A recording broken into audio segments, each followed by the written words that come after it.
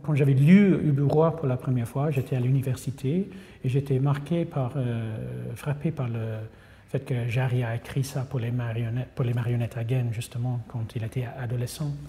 Et c'était une sorte de satire sur un prof qu'il avait à l'école, et donc avec un ami, ils ont créé des pantins. Incarner, essayer de faire représenter Ubu, c'est carrément, pour moi, impossible. Et c'est pour ça que Jarry, j'imagine, a passé par l'idée de la marionnette, parce qu'il y a quelque chose avec le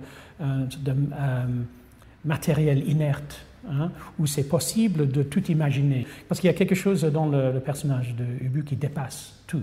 Je ne veux pas dire qu'aujourd'hui, plus qu'à un autre moment historiquement, on a besoin de Ubu, mais quand même, je crois que de temps en temps, ce personnage est nécessaire. Non seulement parce que c'est une façon de critiquer le pouvoir, et pour nous de voir tout ce qui ne va pas. Parce que je crois que Ubu, c'est quelqu'un qui est capable de dire la vérité, de dire des choses, même des choses qui ne sont pas politiquement correctes, ou surtout par les choses qui ne sont pas politiquement correctes. Donc je crois qu'il y a juste une nécessité de faire entendre sa voix, hein, politiquement et artistiquement aussi. Je me suis dit, est-ce qu'il n'y a pas personne, un acteur peut-être, ou un comique, ou quelqu'un qui a d'emblée ce démesure, quelqu'un qui est plus... Et par le hasard, je travaillais au théâtre de Marigny l'année dernière, dans la petite salle avec Eric Cantona.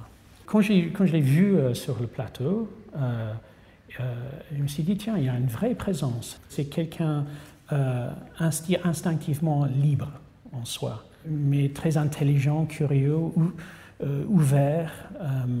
Évidemment, physiquement, il dégage quelque chose de très intéressant, je trouve. Et donc, comme ça, je ne peux pas dire comment, mais l'idée s'est formée dans ma tête, tiens, Ubu.